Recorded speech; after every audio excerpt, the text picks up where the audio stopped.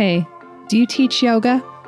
Have you ever trained to lead yoga classes, to be a yoga therapist?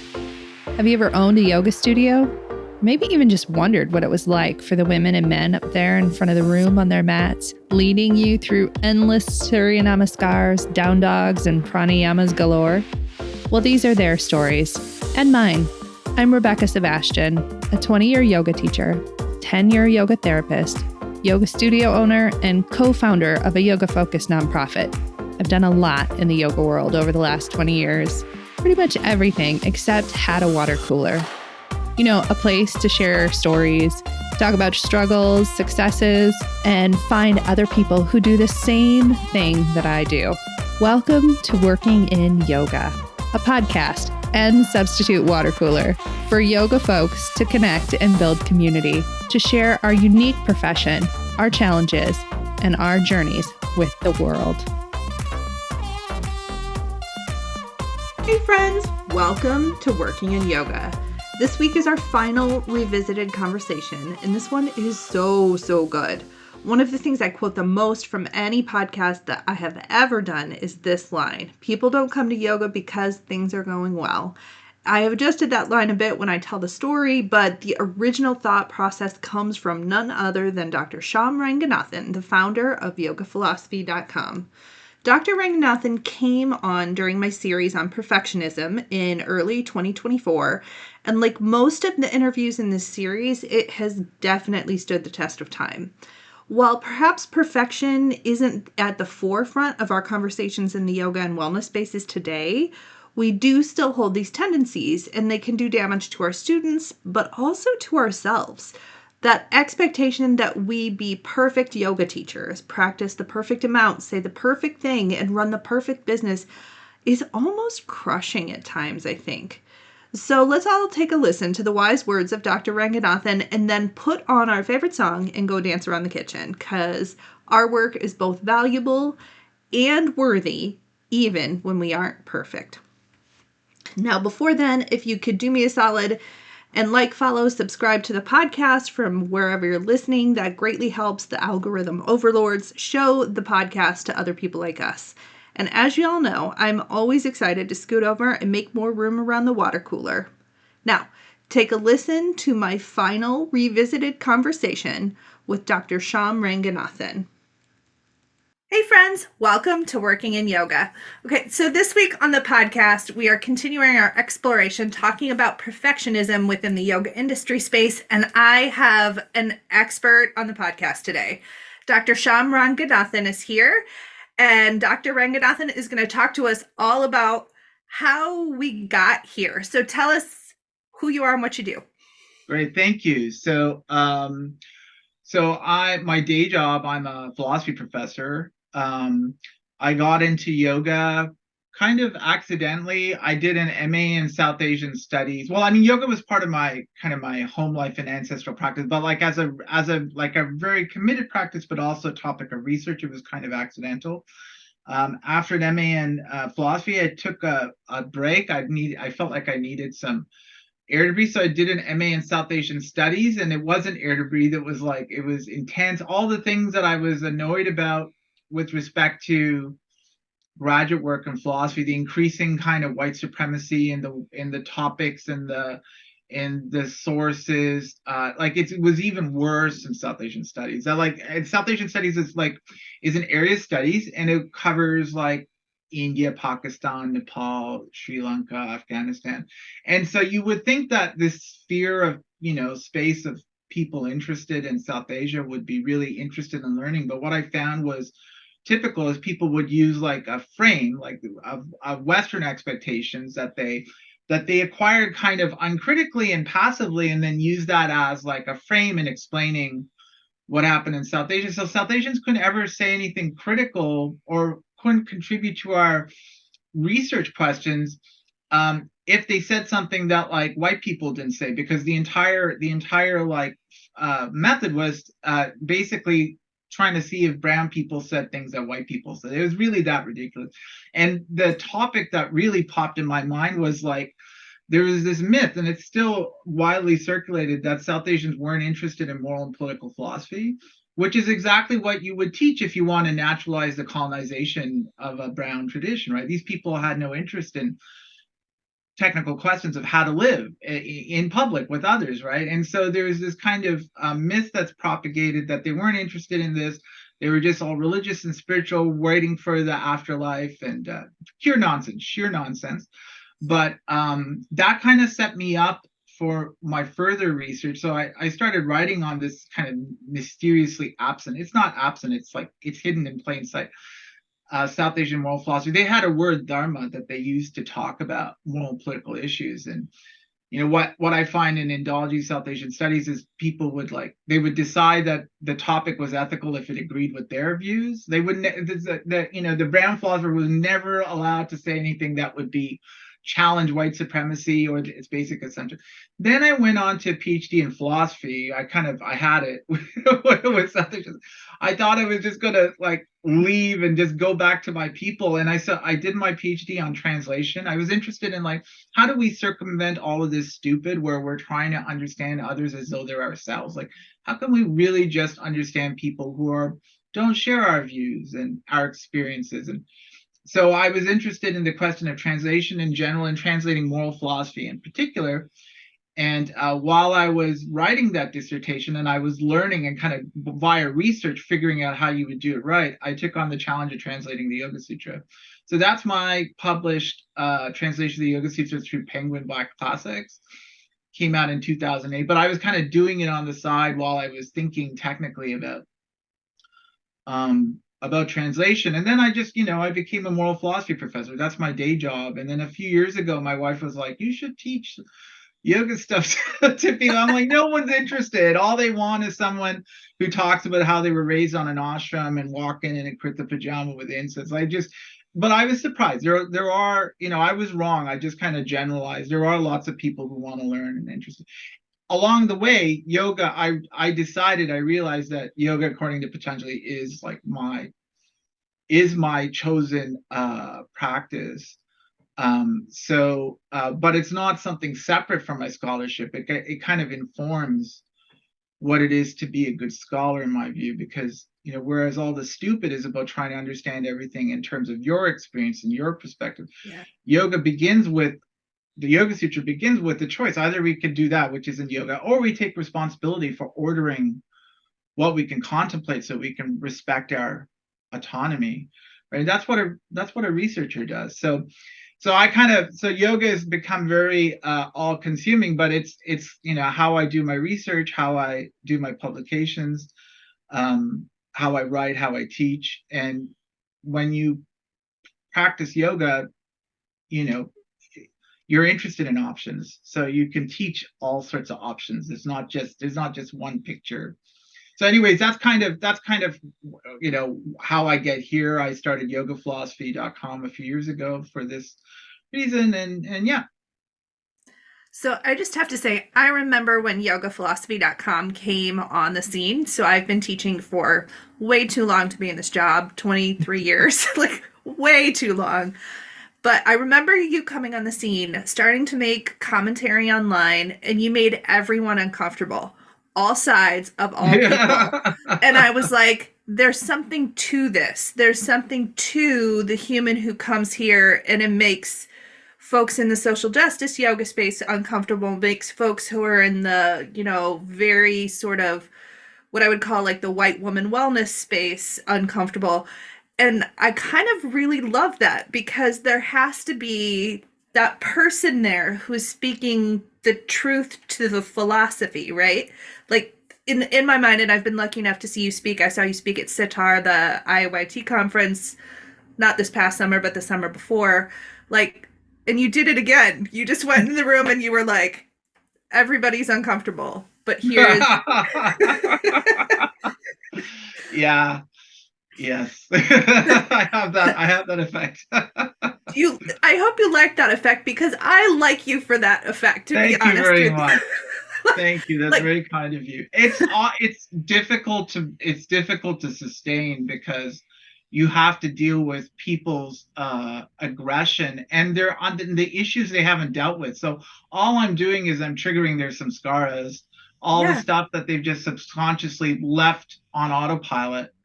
And I come and say something that you can't make sense of in terms of those samskaras, and then people feel they're compelled to speak out by force of these samskaras, and you know, they can't handle themselves. That's the funny thing, right? Like, it's not me. Yes. I haven't really done anything except for said something, but they can't handle themselves.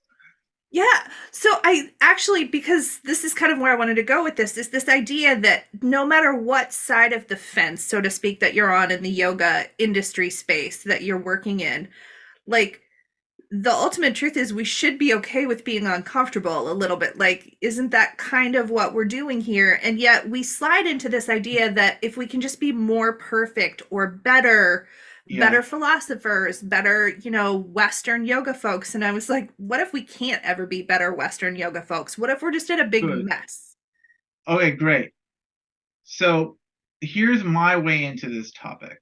Okay, and it's going to be a bit of a diversion. So one of the things that I learned as a matter of my research, well, first of all, this might sound really strange, but like what everybody was doing and what most people do is they don't employ logic to understand the options. Logic is a weird thing. Logic isn't about what's true. It's about what follows from something. So, I can give you an argument where everything's false, but it'll succeed logically according to this criteria called validity. Logical validity says if the premises of an argument is true, the conclusion has to be true. So here's an example. The moon is made out of squash. Squashes are a kind of fish. Therefore, the moon is a kind of fish. So everything I said is false. But if the premises are true, the conclusion has to be true. This is what we try and teach philosophy students. We try to teach them reason because we don't know what's true. Right? So if you start to assess everything in terms of what you believe, that's just your attitude. That's not a fact. Like the fact that you believe something doesn't make it true. It's more a funny psychological feature of you. But also, if we don't know what is true, we can't arrive at new conclusions if we're always trying to center ourselves and our perspective as the way. So we try and teach our students logic, and then we throw a bunch of philosophy at them, and then we say, go use these skills and try and extract the theory or the argument that, this philosopher is using that would entail the kinds of claims that they're making.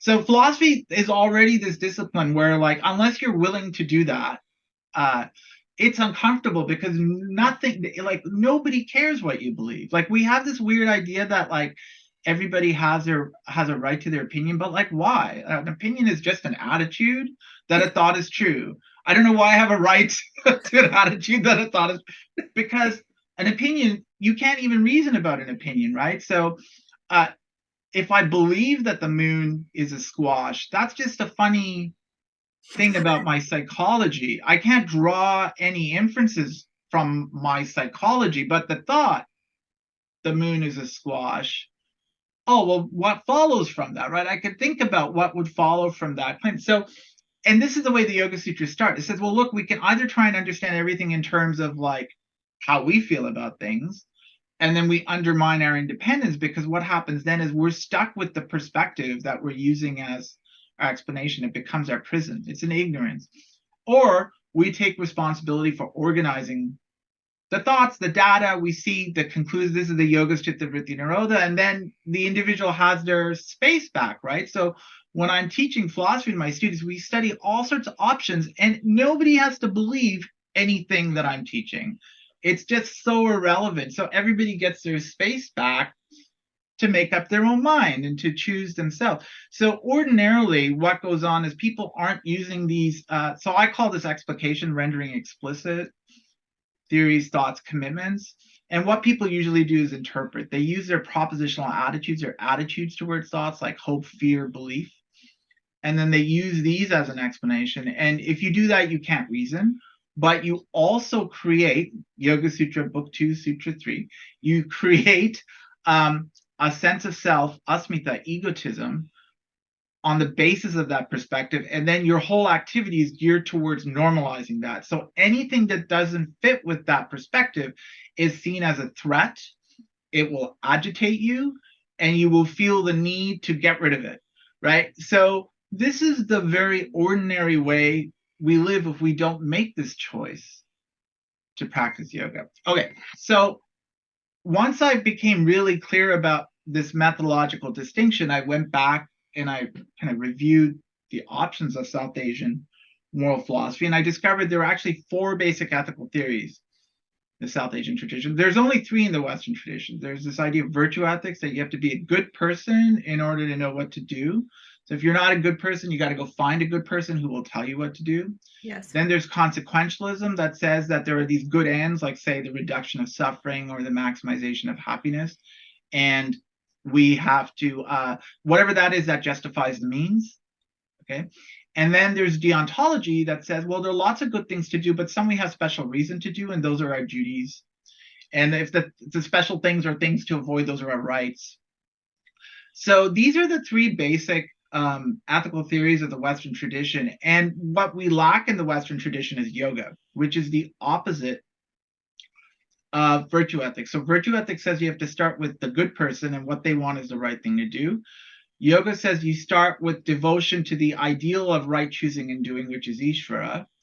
And then you practice what it is to be independent by practicing its essential traits of tapas, self-challenge, and swadhyaya, self-determination. Yep. Okay, so to the point of feeling uncomfortable, tapas, going to the gym, it literally means heat production. That kind of exertion is not comfy. But it's good for you, because what you're doing is you're pushing back against restrictions and boundaries that have set in your life. So when I look at what's going on, what you're describing with this perfectionism, it wouldn't happen if people were actually devoted to Ishvara, if they're actually practicing yoga. Because then there's no standard you're trying to mimic. It's a devotional, because the moment you accomplish something, there's the next step, right? So I think about great musicians or great athletes. They never stop this transformative practice, because it's what sustains them is the devotion. So they're never going to feel exhausted or like it's pointless if they're not accomplishing something, because what makes it meaningful isn't the accomplishment but the devotion. So that's the only way you could stick to something long enough to make it right, to do it right. So what you were describing seems to me to be just a complete outcome of not actually practicing yoga, but making use of these very common 3 ethical theories of the Western tradition. Which we seem to have conflated in our industry, and probably culturally speaking here in the West, we've conflated that into marketing, right? Like it is easy to sell that to people. Like there's our in to get people in the room so that we can pay our bills, because we're hungry folks. Yes. And education's hard. Students don't know what they don't know. So if you're going to try and market to students, it's very difficult. They are the worst. So the customer is always right. It just fails when the product is education, because the customer is not in a position to know until they've learned, right? So and they're not in a position to really adjudicate whether they have. So it's until they've learned enough to appreciate the difference between ignorance and knowledge, and you get to these methodological skills of research and stuff. So absolutely, there's a bias against actually teaching yoga. Well, and I do believe, and I feel this too. So, and I own a yoga studio, right? There's tension in this idea that there's a very practicality that I have 14 people who I need to keep employed. I have a landlord who requires my rent. Yes. I would like to sometimes feed my family if I can, like all those things. But the game being, can we do that marketing, that business side of it, within the ethical and philosophical context that yoga provides us? Great. So I'm going to bring up my new book that I've got coming out in April, called Yoga Anti-Colonial Philosophy. And one of the first things I address in chapter 1 is this question. A lot of times people, they hear me teaching and then they just kind of conveying this information, and they're like, how do I do this? Right? Like, how do I actually, and it's actually very easy. You just have to frame what you're teaching as this devotional practice, where each one of us is then going to take the opportunity to rise to that challenge of the tapas and the swadhyaya, right? And then you go on to teach whatever it is that you're teaching. But what you're doing is you're taking responsibility to frame the exercise. So people come in, they buy the product for whatever psychological reason, and there's not, you don't have to lie that you could sell the improvements, right? Yeah. That you're not, that's not fraudulent, that people who practice these things see improvements in a number of areas of their life. But when you start to teach, you make very clear what you're teaching, which isn't the asana, it's the practice. And the asana is just a way to do the practice, right? So I think it's really easy, but I think then that people have to actually care about philosophy. And they have to get over this idea that, like, whatever they're used to or they experience or their beliefs is the starting point.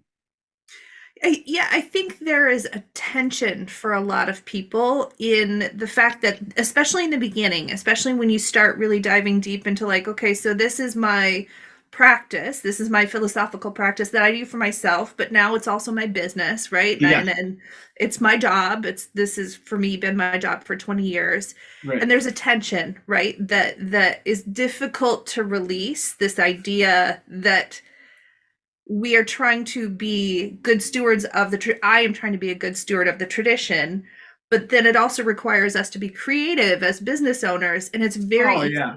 I think, for people to go, well, I'm just going to do what I see other people doing. Yes. It's, while I don't know that I think it's the right choice, I understand and see how that is the easy choice. So I don't see this quite so. I don't quite see the incongruity for the following reason: that yoga is subversive. So you start somewhere, but you it's like there's like a really good bait. It's like everybody starts someplace. Yeah. And really the place that you start, if you're really hardcore with yoga, is dissatisfaction. That's the beginning of Ishvara Pranidhana. There's no reason to be devoted to Ishvara sovereignty if you're happy with it.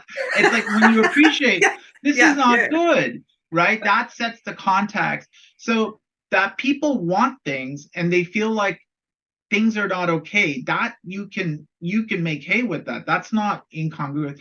And whatever association they have that draws them to you, even if that means that you just have to mimic what's ordinarily expected in advertising, right? That's fine, as long as you know that the practice is subversive. And so once you get people in through the door, you're not making them do anything they're not choosing to do, and you're upfront about what you're going to be doing, but you also add, this is the practice, like, then it's an educational. So I guess that's just it. You could do all the usual marketing, but you have to be committed to the educational component, which is not a huge thing. It's really a small thing, but I think it means that we have to understand that teaching yoga is about sharing our practice. And so you have to really be clear and transparent about what that is, right? So if you're not really clear and transparent about what your practice is, then I think it becomes harder. I am actually, okay, I'm really excited to ask you this next question because it's been something in my brain that I feel like you've been describing. So what, to me, you're describing is essentially good andragogy. This is how we teach to other adults. We need buy-in to tell them what we're doing so that they agree to continue to learn from us. Yes. That's what a teacher does. Yes. Within this industry, I see so many people push back at the idea that our job is to be a teacher of a thing. Right. Because people don't know. That's why. If they knew, they would be proud of shared. They'd have no clue. Right? Most people, I mean, what passes for yoga education is like is an embarrassment in most cases. Yes. Right? And the people who are like the minimal standards, I'm not saying these are bad minimal standards that you find in Yoga Alliance, requires that the people teaching things like the Yoga Sutras, Bhagavad Gita know, understand it. And most people, I can tell you, it's not easy. I've been at this for 30 years and I had to do a lot of work to to decolonize and pull back. So I get it that most people are not really in a position to do it, but that's not really an excuse. You have to go and learn. And so I think that's what's going on there. I think especially with yoga studio owners, you're not an example, but so often I find them really fragile people who don't think they are qualified to be running the business, so they don't really want to invest in people like me who could actually help, because they're kind of embarrassed, right, to have whatever mistakes that they've made. It's the wrong attitude. They should be happy to like make changes for the better, but I find a lot of times the leadership gets nervous because Yes. they haven't dealt with their own lack of qualifications. Yes, and I think this is sort of somewhat a result of a fairly wholly unregulated industry that then, in typical situations, people in leadership have support of some kind to be able to say, this is what leadership training looks like. This is what ethical management that looks like. This is how, if you lead a team of people, your job is literally to tell them how Yes. you've made Yeah. mistakes, like to Yeah, be for a sure. vulnerable person. Right. It's terrible. I don't recommend Yeah, it. no, it's hard. Like, I mean, if I can draw an analogy to what I do, I'm pretty. I don't bark orders. I just kind of explain things, Yeah. and people get upset because they don't want to have to do the thinking. They just want to do the believing, Yes. right? And so the leadership requires a certain courage. And I think also so this is where the Shraddha comes in, the optimism in the practice. You have Yeah. to take the practice seriously, that the practice will create opportunities for you that you don't foresee yet. And some of the opportunities that come from actually having the courage to do your practice is you start to draw people who are actually interested, not the people who pay you and then are upset with what you are giving them, right? So Right. there is a kind of advantage to that. Actual customers who are happy with what you have to teach. Yes. I mean, from a business perspective, it is very easy to run a business when the vast majority of your people understand what's happening in your space. Then they're quite happy, I have Yeah, found. yeah, yeah. So I'm interested in your, like, so let's talk about that fragile yoga studio owner kind of mentality, right? Yes, What would you encourage leadership to do? Because I see this a lot in studio owners, I see this a lot in festival organizers, I see yes. this a lot in teacher trainers. What's their first step? Great. So I think they should congratulate themselves for running a business. That's not everybody can do that. Yeah. But that's not the same as knowing understanding the product. So you could like just money could just flow through your studio. It doesn't mean that you actually understand the product that you're supposed to be selling. Yeah. So then I think you have to take being a student seriously. And I think this is the thing. Like, I'm a researcher. That just means you're a student for life. When there's no other teacher, you just have to go out and figure it out yourself, right? I'm Yeah. always learning. I'm learning from other researchers, and sometimes not even from them. I just go look at the data and then I'm like, oh, this is weird. And I have to start doing the work myself. So there's no embarrassment in saying you don't know. Like, that's like the best teachers. The people who push knowledge are always people like, I don't know, like, and then they go try to figure it out. But there's a real weird this comes down to not taking yoga seriously. Like, if we think that we have to be a good person in order to know what to do, then we think that, oh, well, I have to be a good teacher, right? So then it makes it very difficult for you to come to terms with your own incompetence. Then you feel like, oh, I'm not qualified to do anything. Not true. But if you're a virtue ethicist, that's going to complicate. And then if you think that if you're a consequentialist and you think that, well, the goal is just some end, like making money or people happy. And if you're pulling bodies through this door and people are buying the yoga class, you think, oh, I'm succeeding, Yeah. right? Yeah. And if you're a deontologist, you might have this hardcore view about what the practice is, and then everybody's you're just happy that everybody's doing this hardcore thing, but that's also just not yoga. So I think that you have to have, like, if you're actually practicing yoga, it's really easy to say, I don't know. It's like not a big deal, right? Yeah. That just Yeah. means like now you know what the work is that you have to do. You have to go figure it out. You have to learn. But if you're not practicing yoga, it feels like an admission of failure, guilt, incompetence, all the wrong. So Yes. non-yogis will never make things better because they can't deal with the fact that there's work they have to do. I'm going to pull on this virtue ethics thread a little bit because Sure. I actually think a lot of us here in the West really subscribe to that sort of virtue ethics Yeah. mentality, right? Yes. Myself included as a recovering like virtue ethics person. It's the oldest ethical theory in the Western tradition, going back to Plato and Aristotle, and then it got incorporated into Christianity by the Romans and the Church Fathers. It's basically Orthodox Christianity is like 80% Plato and Aristotle, and like maybe Yeah. 20% the Gospels, or something, or even less. But the U.S. is like a big, like, that was founded by like hardcore Christians who Yes. were fleeing Britain, etc. So it's everywhere culturally. And Um, and I have said often I'm exhausted at being a good person. It's very tiring. I'm What very does that, like, by what standard too? I don't know. it's true. If I Like keep my standards low, I'm awesome. I'm like the best person I know. will you do a side by side comparison for me of like so traditional Judeo-Christian virtue ethics versus what yoga's expectation would be? Yeah, I don't know enough about Judaism. I have rabbi students who constantly Yeah. remind Yeah. me that, like, they teach me things. I'm like, oh, let's just talk about kind of Christian, because Christianity was deliberately, first of all, it's a religion made by the Romans, Yeah. not by followers of Jesus, Nope. made by the people who crucified Jesus, and somehow they get off the hook. It's really weird. So, but it ends up kind of drawing heavily on Plato and Aristotle. So let's have that as one, like that virtue ethics, and compare it to yoga. Is that the idea? Yes. Yes. Yes. All right. So, um, in yoga,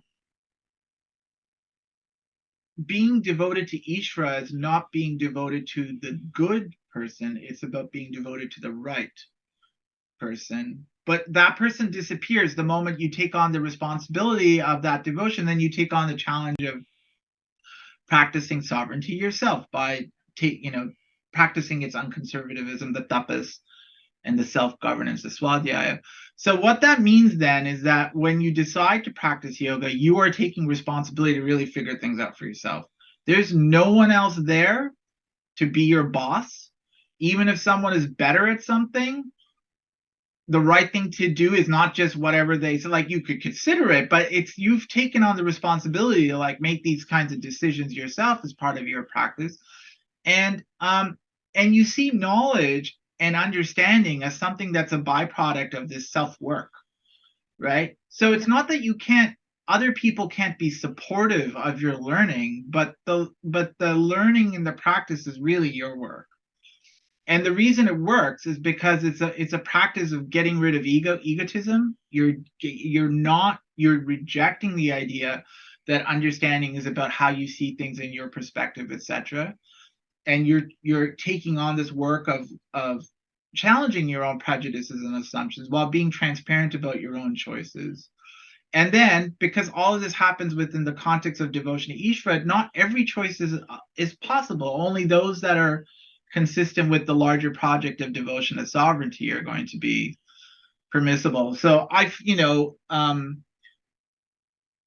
John Stuart Mill was a very famous utilitarian philosopher. He's also his day job was the British East India Company, and he's famous for propagating this idea that an advanced society should be built around this freedom for people to experiment, tapas, and then also decide their own values. So he just stole that straightforward from South Asia and yoga. He made it sound like he made it up. He didn't. But the difference with Mill is that he thought that the reason you do this is because it results in happiness. The reason you do anything in yoga is because, so he was a consequentialist. The reason you do anything in yoga is because of the devotion. That's what gives it meaning. It's your own commitment to sovereignty that gives it meaning. So you can weather failures and not accomplishing things. That's just what it is to really work on something and to become really good. You have to put up with a lot of disappointment, and you can't do that if you don't find meaning in the devotional practice.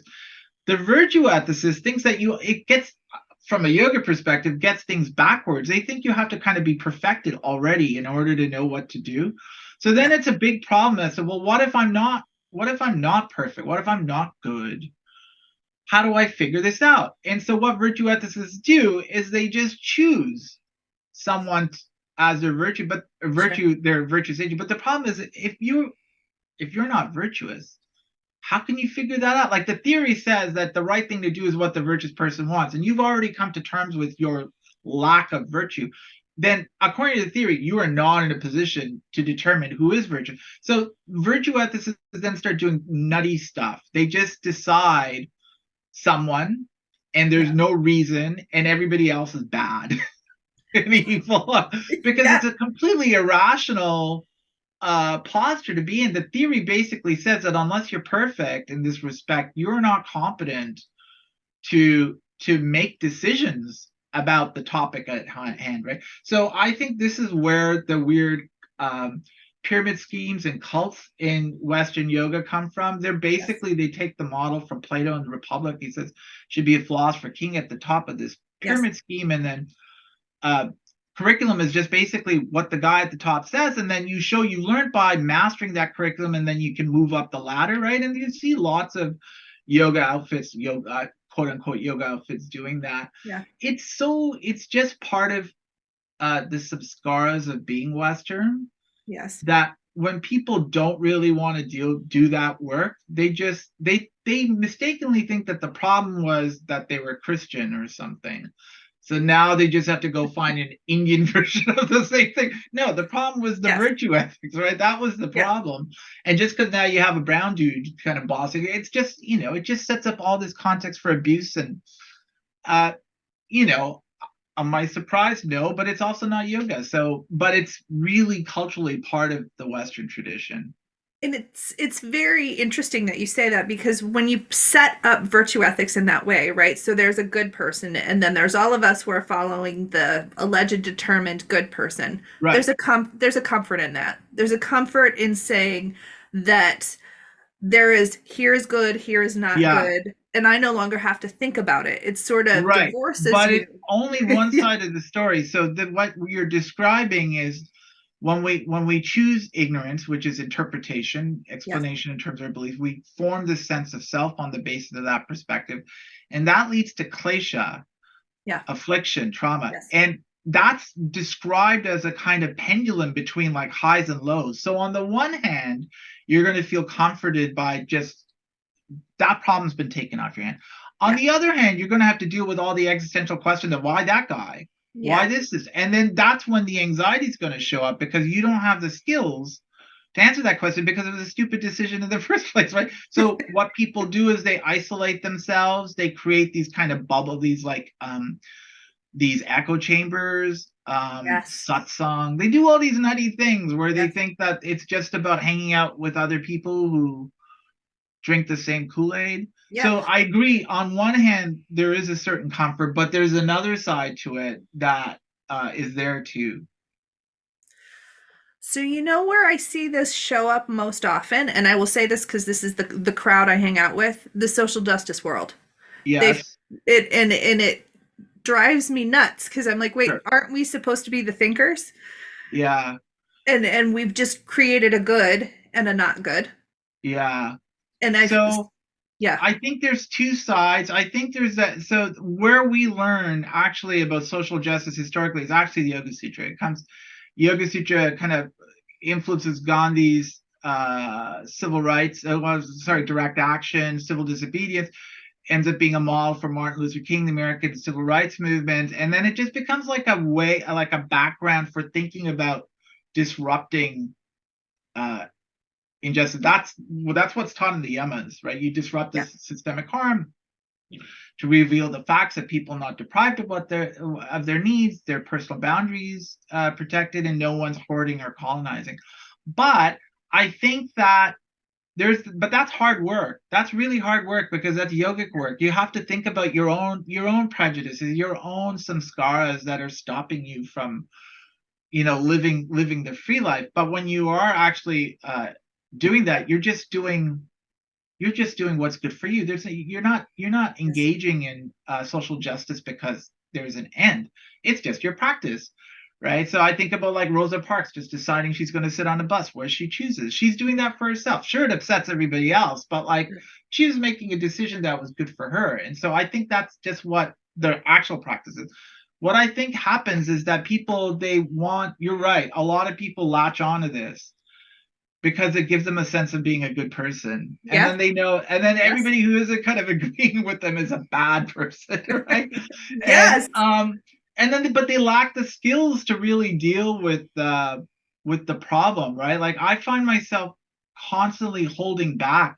I can just bark out orders, ceasefire now. I think some people have to say these things. They have to stand up and say things that are timely. But I also think that the harder work is like, why are we here? Why is it that these are the options we're presented with? And then we, as though we have to pick a side, like what's going on with respect to all of our samskaras and the systemic harm where these are the options. And that's much harder personal work, right? And it's quiet work. It's not ostentatious. It's not, you're not putting yourself up on a soapbox. But when you speak, like you say, you'll tend to annoy a lot of people. Like when you actually come out with something well thought out. But the difference is, where your space is, and that's the space that you made for yourself. The other people, they're parasites. They're like, oh, Black Lives Matter. I'm going to be a good person. Black Lives Matter. Right. They're not thinking about the work they need to do to make this a permanent reality. They just think, oh, I went to the protest, right? Right. I've said Yeah. often it's become a system of check boxes, and Yes. and it's been sold and marketed as a system Yeah. of check boxes as well. So there True. is some influencing. I feel like it's the same with the yoga, right? We could still take it Yes. back. We could Yes. still take it back, but people don't, because I do think that they want to say, I'm a good person. I went to the Black Lives Matter Yes. protest, so I'm not racist. I don't Yes. have to deal with my scars or whatever, right? Or I'm a good I'm a good yoga teacher. I don't say namaste at the end of class. Yeah, right. Yeah. Well, there And are some people. Okay, so there are some people who have found a calling of just kind of, I think of them as like the auntie, the South Asian auntie, or they just kind of constantly scolding you for doing this or that. And some people like that. They want to just be told, oh, I'm good. I'm not saying namaste. I'm like, it just means hello. Like, if you say it, say it. But why do you think there's something like, why aren't you doing the work of, why did I ever think that was something very yogic, right? Or the actual work that you need to do the decolonization is not just, I'm not going to say namaste. It's like, why did I think saying hello in Sanskrit was like different from saying it in English? And I've always thought, like, in that particular topic, I'm like, is this the hill we're dying on today for this? Yeah. Well, I think this is the thing. All of these ways that people have to kind of be very superficial, there's something there. I think the dress up, I'm South Asian, look at me, I'm South Asian thing is, and I talk about this in my book, I call it Western appropriated culture.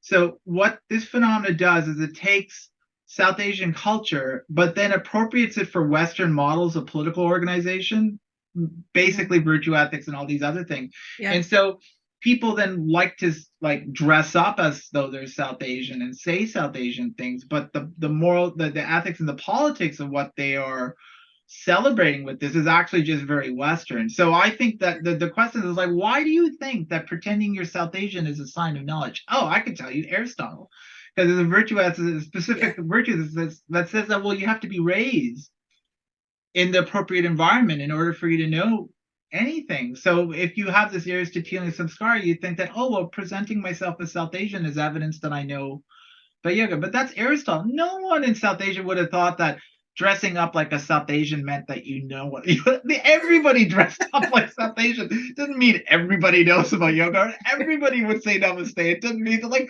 so stupid. People don't even think like, does this really mean this, that if I show up with incense that I know? Like, would South Asians have thought that, right? Like, but people don't want to do this work because well, there's a kind of a fragility that shows up when you're interpreting. And there's a lot of discomfort there. There's a lot of, I mean, you have to live with the tension, right, until it works itself out in your brain. And I wish, like, I mean, for as much as I enjoy philosophical thought, my uncle is a philosophy professor, and so like I've been raised with sort of this thought.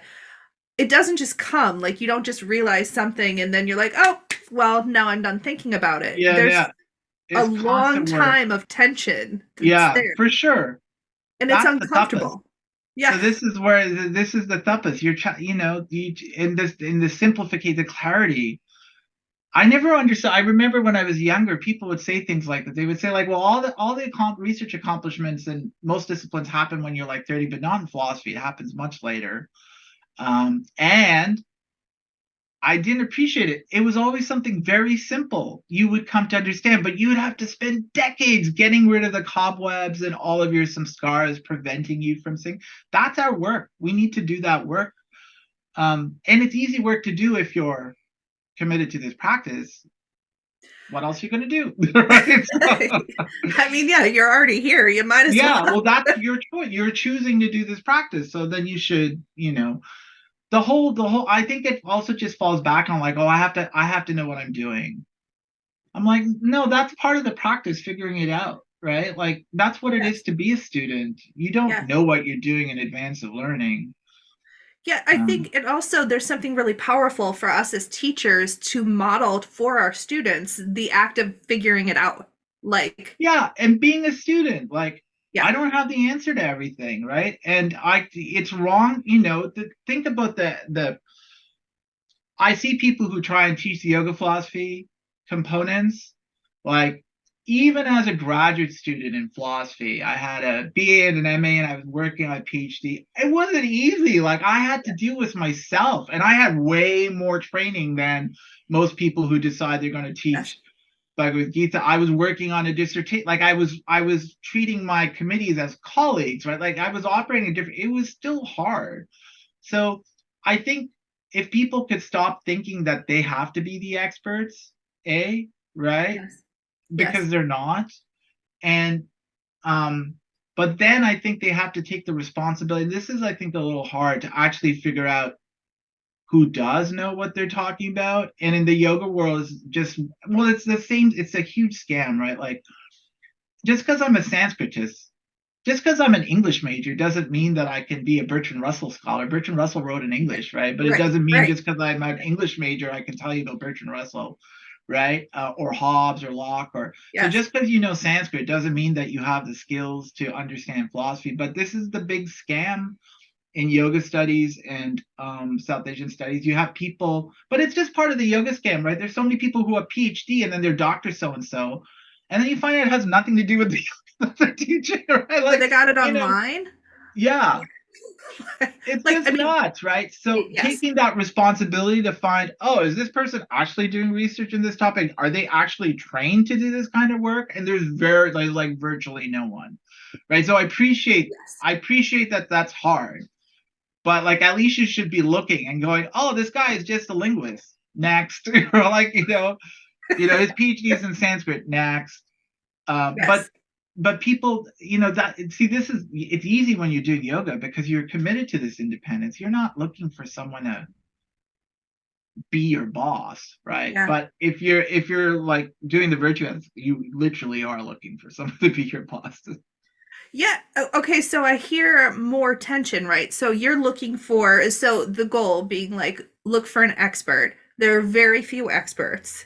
Yes. You see those experts and you hear, okay, so I've listened to this podcast with Dr. Ranganathan and he's talked about this thing. I'll never be him.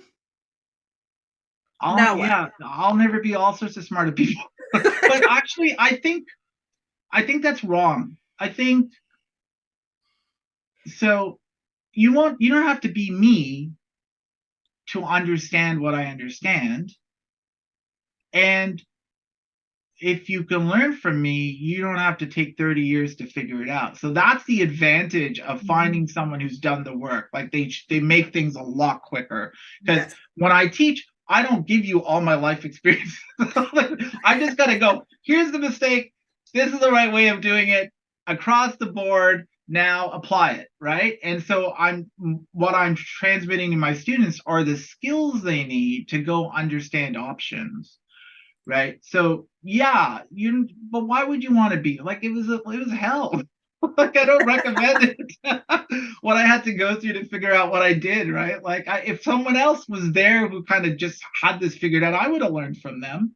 But the difference is when you learn from an actual expert, so an expert is different from an authority. An authority has the power to enforce an opinion. An expert is someone who can sort out a controversy. When you learn from an expert, they will provide you or indicate the research skills you need in order to understand the controversy. They're not just giving you things to memorize, right? So they're actually sharing, and there's no stinginess in it. They just, Yes. I've been watching these amazing researchers online now, especially in light of like what's going on in Palestine and Israel. And there are all these researchers who've been doing this great work. It's not popular, but like you listen to them, they'll tell you about their research methodologies, they'll tell you about the data that they looked at, right? And so when they come to a conclusion, it isn't just how they feel about it. They've basically set out, and then they're like, you could go do this too, right? So that's what an expert does. And you have to want to learn from an expert. Most people, like we just noted, they don't. Yeah. Because the expert downloads the responsibility to you to figure things out. Yes, and that's really important. I Yes. think that that's something that I've sort of worked out in my business, like because I spent a lot of years trying to mentally work out what it means to charge people money for a philosophy and discipline that is not from my culture, not from my practice that I've learned, right? And so Mhm. how I've worked is I was like, yoga gives generously. My teacher gave generously to me. I will give generously to my students. And I charge people for something else. I charge people because my space is really pretty and it's very nice. And I remind you to turn your cell phone off. And I serve you tea because tea is nice. And you pay me for that experience. But the Yeah. yoga's free. The yoga will always be free because we give generously. That's a lovely way to put it. I think you deserve also compensation for. I don't think there's anything on yoga, because yoga is not about self-sacrifice, right? So as a researcher, I share a lot of knowledge. Like I'm here, I do this, I just share stuff. Yeah. But my time with you as a student, where if you decide to be a student, then that's, I'm charging you for my time then. I think there's nothing wrong with that. We shouldn't be doormats. However, when you do this, when you're really doing this, you also know that there's all sorts of, like, my students can go read what I've written. My students can go watch podcasts, so they don't have to study with me. But if they're choosing to, right, my time needs compensation, because otherwise, how am I going to afford to do this? Right? It's just like I can't afford to just talk to students all the time like Socrates, who couldn't afford it either, except he had a bunch of benefactors. But I love the way you So put yeah, it, because the yoga itself, the knowledge is always free. It's not a yeah, commodity you can stingily hold on to. no, Because if that's your way of looking no, at but it, that doesn't mean there aren't. Yeah, go. Oh, go ahead. yeah, no, no, no. Sorry, I think there was just a Zoom thing. I just think the knowledge is always free. Yeah, But our time and our efforts, that can't be, we can't afford to make those free. yeah. So tell people where to find you so they can pay you to study with you. Ah, yeah. So yogaphilosophy.com is my website. And so I have my courses up there. I have a 100-hour level 1 certification, which is kind of my entry for, like, you could take any course with me, but that seems to me like that's like, if people are like, how do I take it up a level, that's what I would recommend.